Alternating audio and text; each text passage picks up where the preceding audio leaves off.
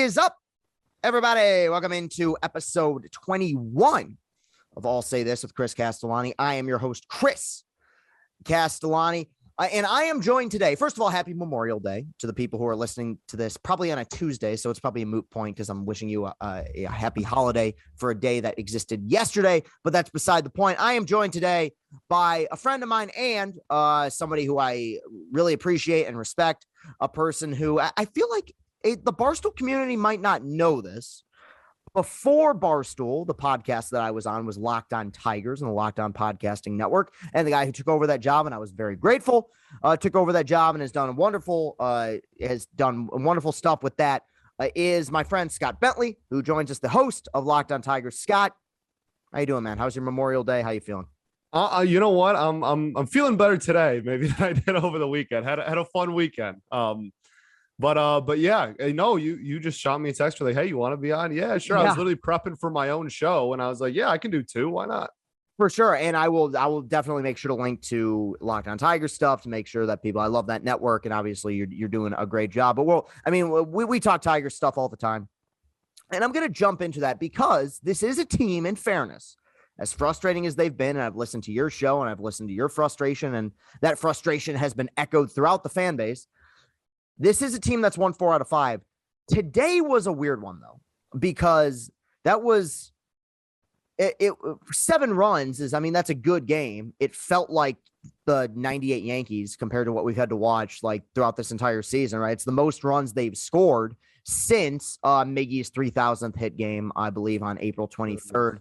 But I want to open with a question that it's something I've talked about on here before, but I want your insight here, which is the construction of the roster is pretty foobarred and guys have underachieved, but I also believe this offense is better than how they've performed.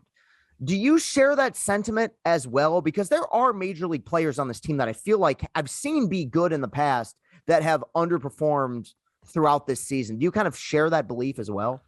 Yeah, 100%. Yeah. And it's difficult and frustrating is absolutely the word. And I don't want to be like, we're almost in June. Like, I don't want to be just wait guy anymore. I said this on my show last week. I was like, I don't want to be the dude that consistently is telling everybody, oh, just wait. Like, it'll come around. Like, we're 2 months into the season, it's kind of hard to continue to be that the patience guy, but at the same time, there is that, like, Javi, for as much heat as he gets, and the dude could not lay off a low and away slider if his life depended on it right now. He's always been a free swinger, and he's always been better than this. So like he will come around, he will improve. Meadows, when he comes back, hopefully everything, it sounds like, is kind of stepping in the right direction with him. He's been seeing the ball well, but I'm sure the power will come back for him. Scope, we're already kind of turn it around. Jamer has been hot and cold. Like, Torkelson's not going to be a 600 OPS guy forever. Yeah.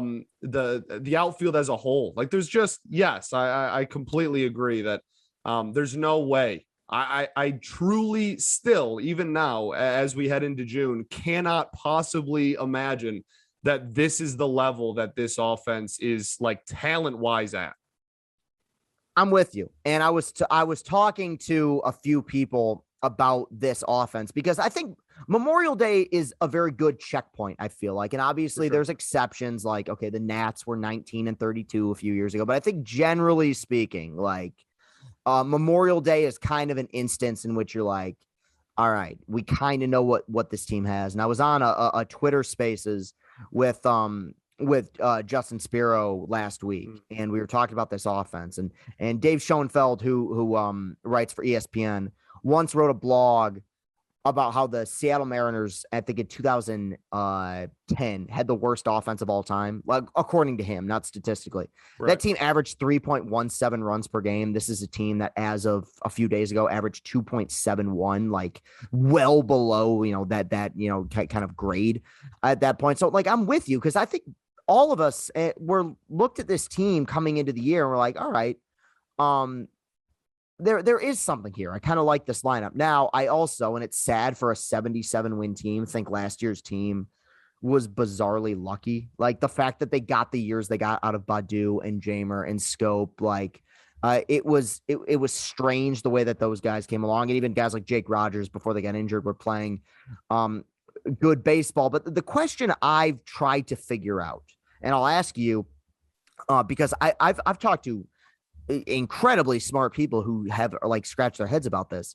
I have this theory that the Tigers are just not good at developing hitters. Like, yes, there's an exception or two here or there, but when you look post mid 80s, you can go with Granderson, sure. And if you want to give him credit for fixing JD Martinez, fine, though I think that's kind of, there's a gray area there. I think that was more JD. I'll give it to him out of sympathy. But Travis Fryman, sure. But even guys like Granderson was better with the Yankees than he was with the Tigers, right? Obviously, short porch and right field made a big difference. But my question is just, because I've tried to figure it out, do you know what it is that's led to this organization struggling so much to develop position players through their organization? Because I don't know what the deal is. Yeah, no, I mean, it's like you said, it's been a problem for decades. I mean, in our lifetime, it's like Granderson and Castellanos, and like that's it.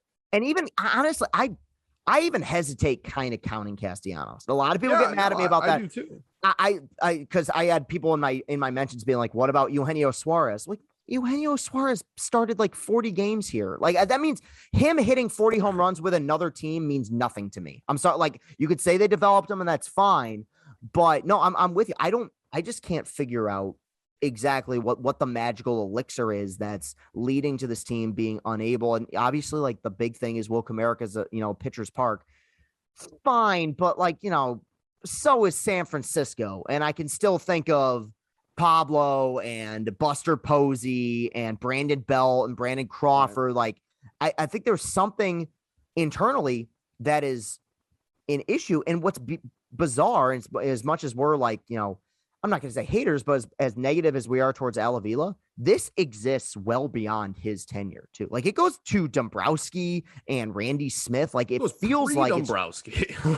It's a bizarre thing. And I wish I could put a finger on what it is exactly that's kind of the problem. And I do have any idea. I just scratch my head about it. Like I know. And it, some of it I'll give to the style of GM that Dombrowski was trade anybody in the system that had any semblance of value, right? So like there is a little bit, I guess, with that. But even you look at the prospects he did trade away, like it's not like any of them really became like too terribly much. And sure, we didn't have good draft picks. That's a really lame excuse to me in baseball. People are drafted in the second, third, 67th round, like all the time and turn into people like that doesn't really mean anything to me either. So it really is fascinating. And like you, I've asked tons of people that are much smarter than I am. And I have not gotten a legitimate answer. And I'm sure everybody has an opinion on it. And one of those opinions might be right, but I'm not sure that anyone knows. It is truly a mystery that they could write like books about. Like, yeah, it's unbelievable. It's because there's other teams that are like bad that get over 30 years, 2 or 3 guys where it's like, okay, that's a guy. I got to point this out because I know how the internet works. We might be wearing the same shirt right now. And just for people who are wait, what is it's a blue. It's just a. Okay. You have the second. Okay. I just saw the top. All right. So for people, this was not color coordinated, but I know how the internet. Yeah. Works. Chris texted me and said, "Hey, wear a blue shirt too when you come out." Yeah, exactly. I'm so glad we're wearing the same shirt today, Scott. That's why I'm going to have you on the show. No, but hey, going to more towards the positive here. I'm happy, and it makes my job easier because but even beyond that is, the job Chris Fetter's done. And kind of on the flip side of what has happened with the position players, I'm trying to figure out what it is that makes Fett so special, because as bad as this team has been this year, when you look at the runs they've scored and like how inconsistent I mean, they've been consistently inconsistent. The offense has been. You could argue they should have a worse record. I mean, this was like I brought it up earlier in the show already. They scored seven runs on Monday. That's the most they've scored in a month and a half. I mean, we're talking a long stretch. I guess on the flip side of kind of what's happened with the hitting, what do you think it is about Fett that has this team pitching with so much confidence? Because I think we obviously go to stuff like the video element and spin rates, but what do you think it is? What's kind of the magic mix that makes him a guy that has pitchers pitching really well and has guys pitching with a lot of confidence? Yeah, so those are the two big ones, is just, you know, how analytical he is and spin rate and stuff like that, for sure. But I think one of the pretty clear developmental points that he instills in every young pitcher is you will throw strikes. You will. Yeah. That is not negotiable. You will throw strikes. And some days you're going to get rocked. But if you're throwing the ball in the strike zone, I am okay with you getting rocked every couple of times out. I mean, we see like Skubal early on in his career, like last season, right? Early on last season, a lot of fastball. This year, throws the slider more than the fastball even. Yeah. Mize, like we see him pound the zone.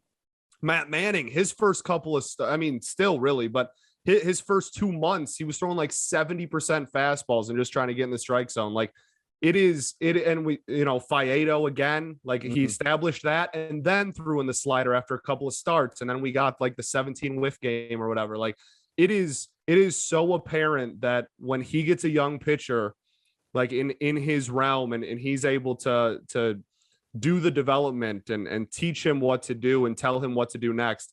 The first thing in development is you will throw strikes. You will not beat yourself by walking people. And then after you have established a comfortability with throwing strikes and pounding the strike zone, then we will take the next step. And that next step will be the huge step that takes you to, you know, like we're seeing with Skubal, just like new heights. And that I think is probably the bit for starting pitching, especially is easily the biggest thing for me.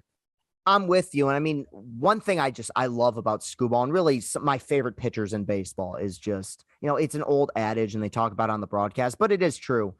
Getting ahead, just strike one. Like, I think that confidence in a pitcher stems from the ability to get ahead in counts. I do think one thing about Fetter too that's kind of ignored is I think he has a psychological grasp on these guys as well, where I think he's very willing to talk to them, figure out what's working, figure out what's not. And you can see with certain pitchers that they adjust mid-game based on kind of what he's throwing out there. And it is exciting. And I mean, I give the job they've done with these guys a lot of credit. I mean, I think Sunday's game was like a prime example of that, where you had Elvin Rodriguez, who you figured would get rocked, 4 scoreless, gets injured because, of course. I mean, literally the injuries, and this, I'm not even making a joke. The injuries are so bad that our first base coach can't like stay healthy at this point. Yeah. He gets injured after 4 innings. You go to Willie Peralta, who, if you would have told me 2 years ago, Willie Peralta would have a sub-1 ERA with this team, like what? That's a conversation we've had before too, where you and I were just like, Willie Peralta, I guess, is just the man. I guess that's just like. And it's bizarre because his pitch data is good and like the splitter is just filthy. I just think they found a home with him. Yeah, and he's throwing 97. Where did that come? I remember him with the Brewers. It was like 92, 93, and now all of a sudden last year when he was starting, it was 91. Now it's 96 for fun. Yeah, and that brings up one guy I wanted to talk about because he did give up a run. It was an unearned run because the Tigers had a shortstop playing left field on Monday. But I'm under the belief I think Alex Lange has the potential to be a top 5 to 10 reliever in the entire sport. And I wanted to ask your opinion on him because that's outside of the, like, a rare, as I've said, a rare Al Avila W, where you get half a year of Castellanos for, however many years of Alex Lange.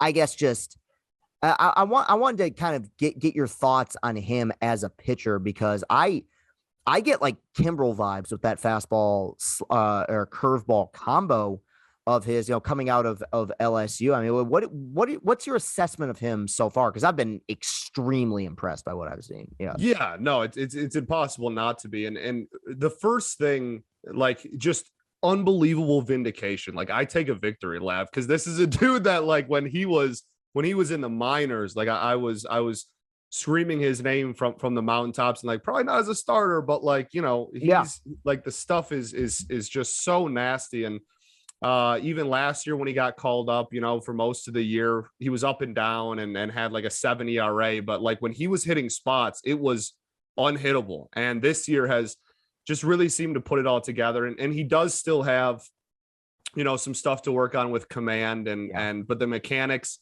I think, have improved tenfold in the last calendar year.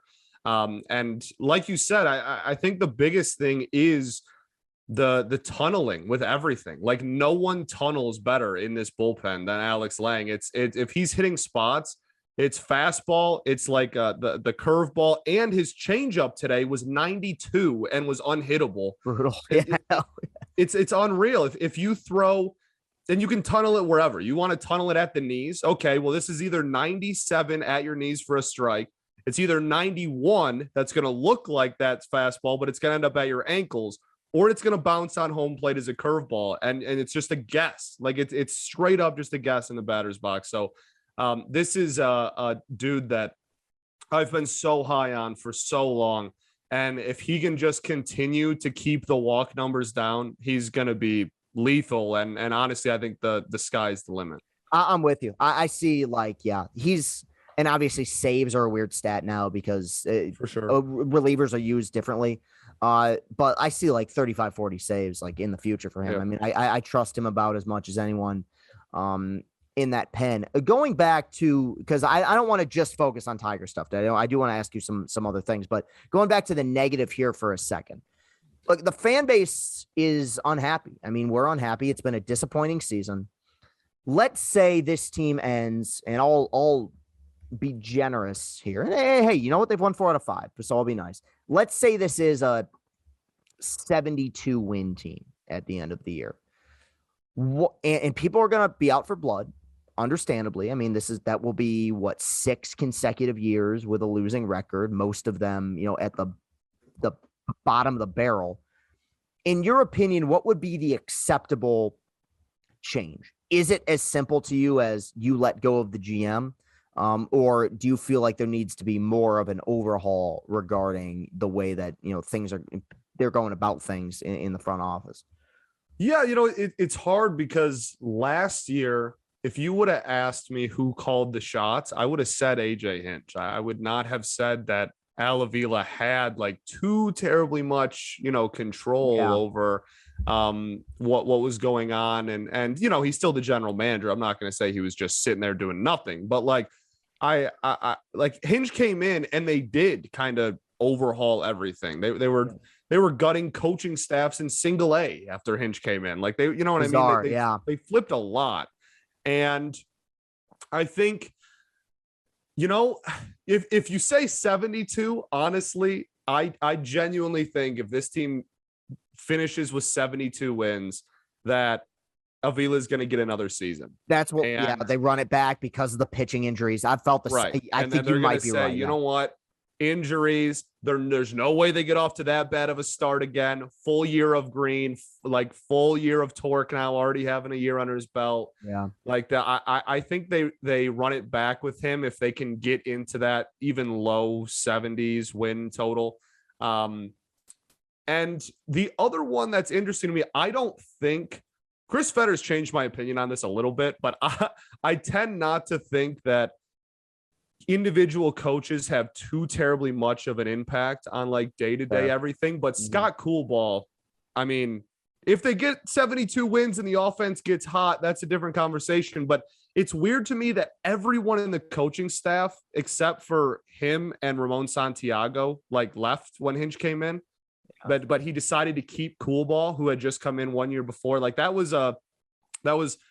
was interesting to me that that's the person he chose to keep. And obviously he's like the big name that everybody wants, gone right now. And I'm not sure it would make that much of a difference currently, but that's certainly one. I just, if they reach, low 70s, 72, 73 wins, I don't think too much is going to happen. I agree with you, and it's what scares me. I mean, obviously, I think here's my guess. is, let's say it is 72 and 90. It's cool ball becomes sacrificial lamb and you run it back with everybody else. And I'm not, for the record, somebody who's like, I love AJ and I love Fett. So I'm not saying like get rid of them. I do think when you look at the lifespan of a hitting coach in baseball, it's like 2.5 to 3 years. So I think that would be so easy to be like, all right, you're gone. But, and that's fair. I mean, the team does not hit the baseball. They, outside, they scored 7 runs on Monday, but in general, it's the worst offense in baseball right now. I think that would be such an easy like scapegoat. But which is why it'll happen. Right. Right. But at the same time, like throughout his career, we talked about it earlier. When has Javi Baez not chased sliders a foot off the plate? It's just, it's in general, he's found a way to be bizarrely successful with it. And a lot of these players who last year had good years have fallen off the map for the most part. And it's led to, the season that this team has had so far this year. It scares me though, because I compare it to, I can't stand when you have a dead man walking. I'm not even talking about cool ball. I'm talking more so about Avila. When you have a dead man walking and you bring it back for one more year, it's like, why are we doing this? Like, how this ends. Like, you have the Lions background right there. It reminds me so much of year 3 of Matt Patricia, where it's like, this guy is a bum. He's not good at his job. The players don't play for him. He's not a likable personality. He's not a very good coach. And you run it back with him. It's very similar to that. At least, yeah, I mean, I'm not gonna defend the guy. At least you could make the argument that Ausmus, though I think the roster made up for it, did have success that first year with the division title team. With a guy like Patricia, it's like, everyone hates this guy. Like, and of course you get 9 games in, they get popped on Thanksgiving and they fire his ass. Like, of course, like it was game one, they blew, like Mitch Trubisky was looking like Pat Mahomes. And it's like, okay, well, that's the season. So I want to actually pivot a little bit. I want to talk about you. Locked On stuff has been aired. The advertisements have been aired on 97.1, and you got skewered by a certain radio host in this state.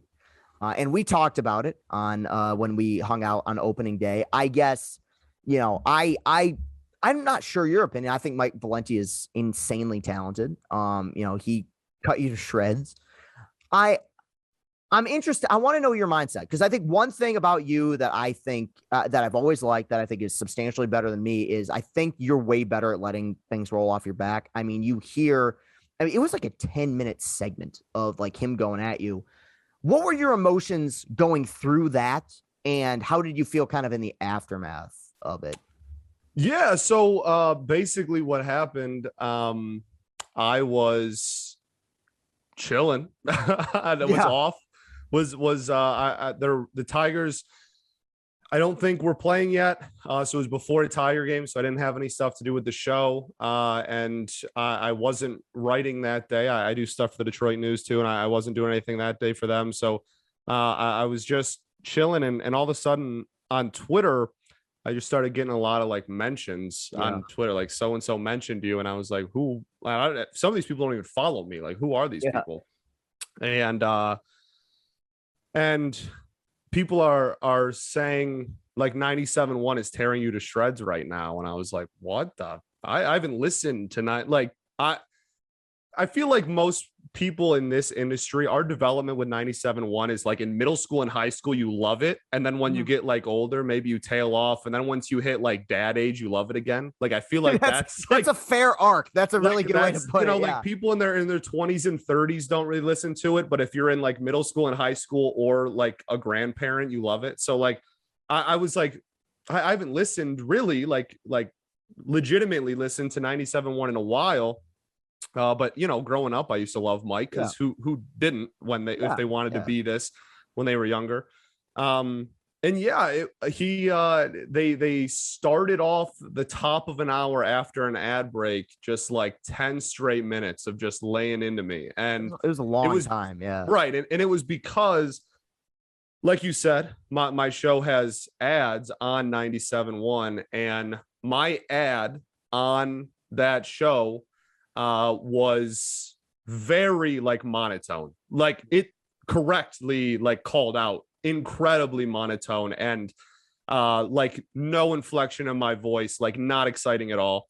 When I recorded it, whatever, 2-3 weeks prior, it was, I locked on and said, hey, record the ad. And I said, okay. And then the day I was recording it, like I had a migraine. It was like midnight. And I was like, okay, like, let me just pump this out because I kind of have to. And I didn't put my heart into it. And I should have. And that's completely on me. That's my fault. But the interesting thing then came, like you said, after, when everyone is just like ripping into me. And then my show, all the comments on my, because, you know, we're on YouTube now. And so people can leave comments for every individual episode. And some of them are like, call back to it all the time. And they're like, oh, well, you know, somebody was like, from minutes here to here, you had about as much enthusiasm as you did on your 97.1 ad or whatever. Like, people, you know what I mean? Like, it's just like the thing. And I tweeted out right after. I texted my higher up at the network first off and was like, hey, can I redo this? And he was like, sure. So I did. And then I tweeted out, I was like, okay, everybody calm down. I redid the ad. And I forget the producer's name, but Valeni's producer at 97.1, he retweeted it and everything. And like, it was an inside joke. And he did. I have my co-host at Locked On Red Wings that I also do, works for 97.1. So like, he kind of knows all those guys. And he was like, yeah, like, Mike obviously didn't mean anything by it. And you know, if you want to talk about it, like, you can. And I was like, really not that big of a deal. But the one lingering thing, it was definitely like a rush of anxiety in the moment. Cause I was like, damn, like, I am getting cooked for something I did 3 weeks ago, that I didn't think would be this big of a deal. Like, I've never heard anyone on 97.1 comment on a commercial before. And like, here we are. And no, I mean, it got me to do a better ad. And I do admit that the first ad was, you know, not great. But there's definitely some of the lingering. I think it's just some people take that kind of, like, they did lay into me, and I think some people take that and like run, like, mob mentality, you know, and like, oh for sure, like Mike Valeni's laying into this dude, now it's my turn and I get to, and it's going to be super funny, and Mike Valeni's going to love me even though he doesn't know I exist, and I'm just going to lay into this kid, this early 20s kid that's, you know, 20 years older than Valeni or younger than Valeni. I'm going to lay into him about how terrible of a job he's doing because Mike Valeni did. And like, you know, that's what happened. And I got to redo the ad. I just redid another one, not redid, but I just did a new one that'll air, I'm sure, on the radio network soon. But I hope they talk about it. Right. Yeah. That's what I almost put in there in the new ad. I wanted to put like, and you know, and on this show we're super enthusiastic. Like, I wanted to put that in there, but I decided against it. But yeah, it was definitely, you know, gave me the kick in the pants, and you know, the mindset of like, hey, no matter how, people don't care how bad of a day you're having when you record. They don't. Their content is their content, and they come to you for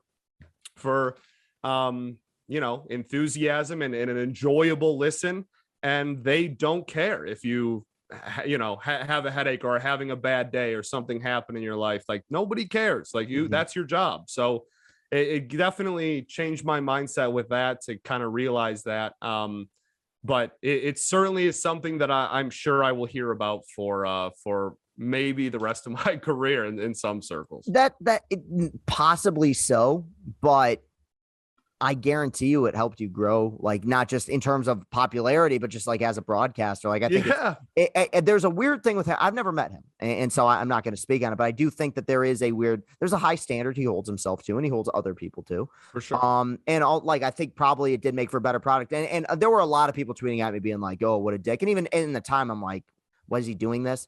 I do think it comes from a place of like, you can be better. I know you can be better. And so he said on air, he was like, I hope the kid gets like 1 million downloads and he's super successful. But like, the only part that that bothered me again was like, he knows he has the ability to rile up troops, and at one point they were legitimately like pointing and laughing and like you know what I mean, like talking about it in that when sense. the Like, ones again, the ones who don't understand, like, that can't pick up on the joke, you know what I mean? right. Yeah.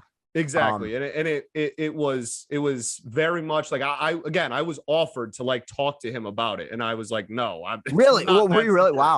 Wow. Like, it's not that big of a deal. I promise it's not that big of a deal. I'm very okay. And like I said, it got me to kind of have that realization that you know, for 30 minutes, or for that one was a 30-second ad, like I could have been having a good day for 30 seconds, then went back to being miserable. You know what I mean? Like, that's a mindset that I didn't have at the time, that I definitely grew from. But yeah, it's just that's all that really came from it, was just the people that are, you know, devoted like Valenti fans, just, you know, took it over. I got some crazy DMs that I'm not even going to say on here, because they were really like stuff that you would never say to another person's face, like just like really unhinged, like way over the line, way too dramatic. Like, this was not that big of a thing. And so yeah, it's just, that was the only thing. But as far as like, I have no issue with anybody at that radio station, and certainly is, you know, not anything came from that, not any like beef or anything came from that. It was just an interesting couple of days for sure. And in fairness, I'm sure those DMs, it's just, that's not a Valenti thing. People do that with every fan base. No, like, correct. I love Barstool, and I love Absolutely. working at Barstool. And, you know, I don't like people who are so like overly anti-Barstool. You get the same tweets of people who are like, you have no gauge on social awareness and understanding when something is trying to be tongue in cheek and when it isn't. We're going to pivot here, because I want to do, it's not so much a quick round necessarily, but just a few quick questions. Sure. Been a Detroit sports fan your whole life, and you are welcome to include college teams here. Favorite Detroit/Michigan sports memory as a fan? Ooh, well, man, there's a lot. I think the play that my brain first went to when you asked that was the Maglio homer. I remember everything about that night. I'm sure that's a fairly common answer, but I remember watching it on the foot of my parents' bed at 8 years old, and on like a tiny little like 12-inch grainy TV that we had. And I remember jumping around, and like my parents started crying, and I was like, I don't like, this is magnitude, right? Because we had been bad for so long.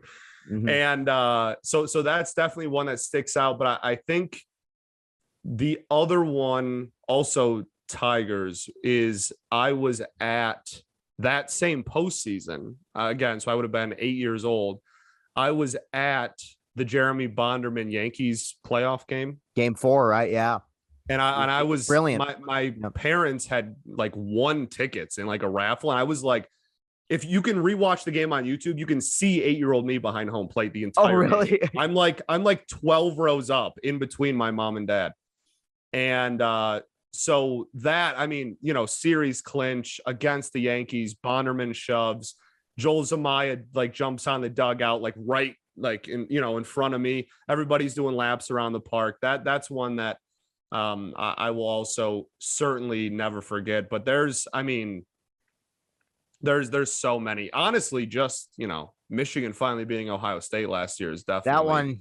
Yeah. Well up there for me. That stands out. That week stands out to me too. For that sure. One, I always I'm go sure back I know you had a big week that week. For sure. No, it was I mean, like every time I was hanging out with Anthony did a barbecue on Sunday, and we still are like, dude, do you remember when we beat Ohio State? Like, it's such a big deal. For real. Favorite, because you're a huge sports guy, but I know you're a media consumer. We all are. Favorite movie of all time? Ooh, that's so like my media. I have you, and then I have another really close friend of mine that are like super. I'm going to use the word analytical. You can tell me if that's the wrong word, of movies, and like analyze movies for movies, right? That's fair. and Yeah. the Yeah. quality of like film that they are. When I watch movies, I sit there and I'm like, did I feel like I wasted 2 hours or not? And like, if the answer is no, Yeah, that's fair. Yeah. then like that's like the extent of my like movie knowledge. So most of my movies are sports related. That's fair. Like Moneyball is, I can name every line from Moneyball. That's, I have my gripes with it, but as a whole is fantastic. Mm-hmm.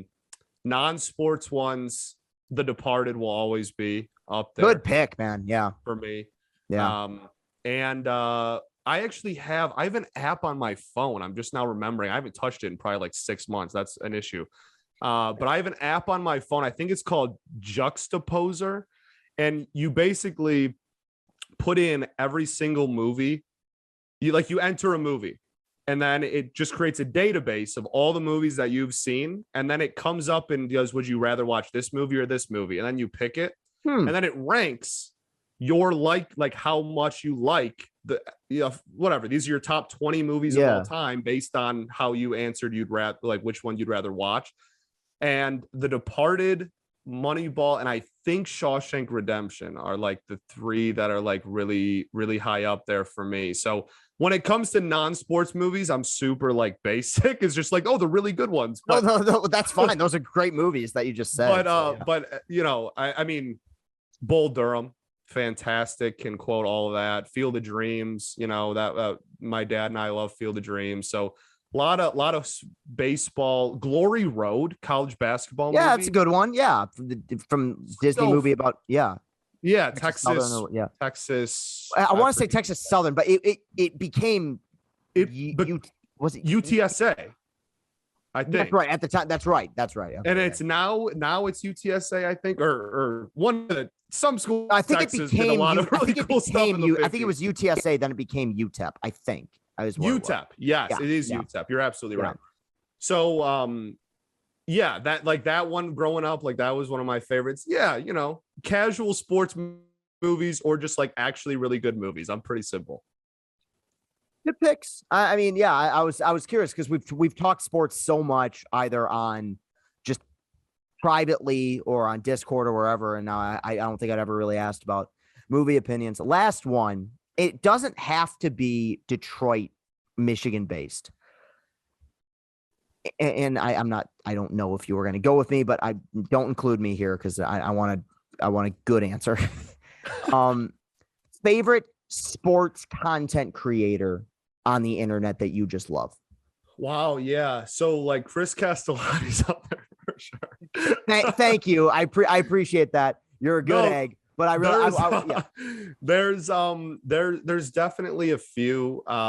So I think, I mean, there's good. I know you said outside of Detroit, Michigan, but there's a lot of like. Yeah, if you want to go with somebody from Michigan, you're welcome to. I'm just saying it can be anybody. No, for sure. There's a lot of good content here, man. Everything that Hankel's doing, like not on Twitter anymore, but still like with his company, and hoops or whatever it's called, like he's still doing great stuff. Shout out producer Matt, by the way. Yeah, that's right. my king. Yeah, I totally forgot about that. Yes, yeah, no. Shout out to Hankels for real. So that like Nick definitely won.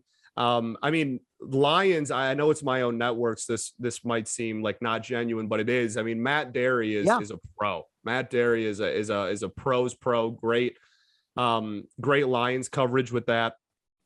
I mean, there's a plethora of Red Wings, like the Red Wings market as far as content is plentiful, like Winged Wheeled, my own show, Locked on Tigers. Brian and I have a lot of fun. There's a lot of cool stuff with that, but I do think that there is a lot of, in other cities you've been seeing like the big markets, baseball, or New York rather, Boston, like you've been seeing like big stuff, and I feel like Detroit has, an up and coming sports media kind of I don't know, wave, like a youth movement type of thing where like you and I obviously have rose up pretty quickly. Woodward Sports has some, cool content as well, like McCarty. Honestly, you know who's been making me, and I mean this as a compliment. You know who's been making me laugh a lot with the Tigers takes is Neil Rule. He reminds me a lot of myself. Where he just he look. I give anyone credit who's holding the Tigers' feet to the fire with the way this season for sure. Oh, Rahilio and Chris Brown and all that. They've done such a great job. They might be my pick for like at the top. That's great, incredible show, incredible like videos of all the minor league stuff, like incredibly fun content to take in for the two of them as well. 100%. Last question. We were both CMU attendees in quotations, right? Yeah. Yeah, we were there, we were on campus. Favorite bar at Central Michigan? Man, so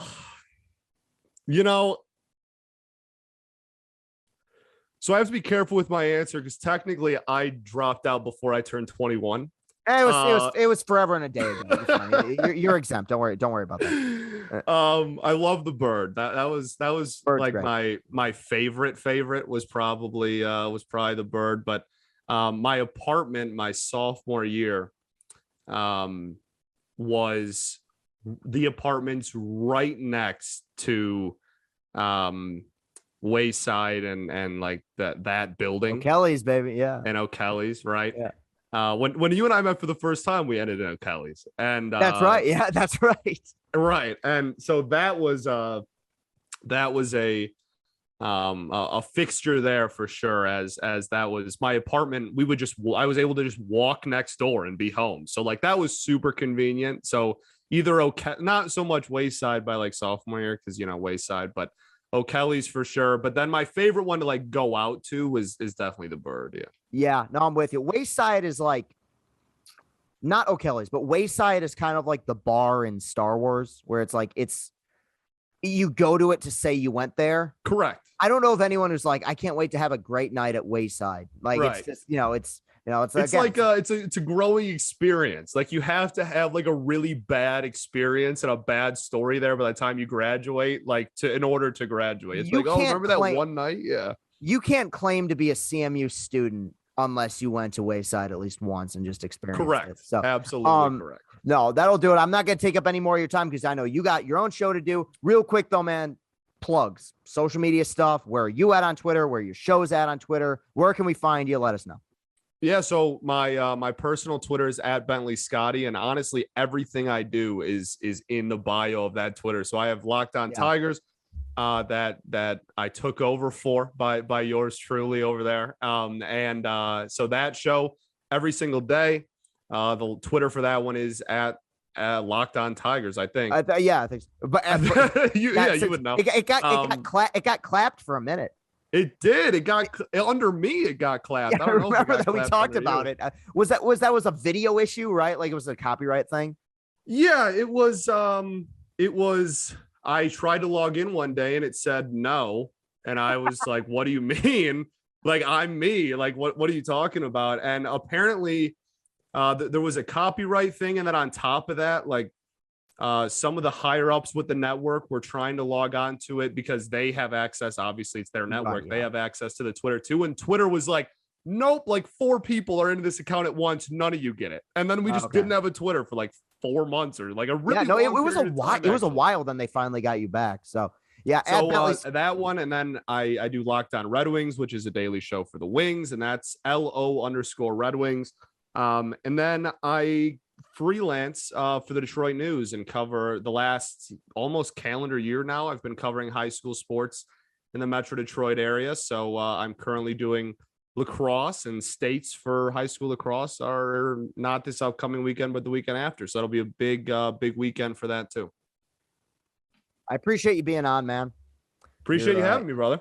I know, of course, you're a professional, but you're also a friend, and you're only going to go up from here. So keep doing your thing, buddy. And I think people are going to respond. I think this sounded great. So I'm going to close it out real quick. You can follow me on Twitter at Castellani 2014. While you're at it, hit that like button, hit that subscribe button. Let's get those watch hours up. We are on Apple Podcasts. We are on Spotify. Rate us, review us, like us, put all the fixins out on it. Thank you very much to Scott. Thank you very much to producer Matt. We will be back here on Friday for a second show of the week, covering a little bit more Detroit sports news and maybe even beyond that. So thank you very much, everybody. Thank you again to Scott for coming on. Have a great rest of your day. Happy Memorial Day. Peace and happiness.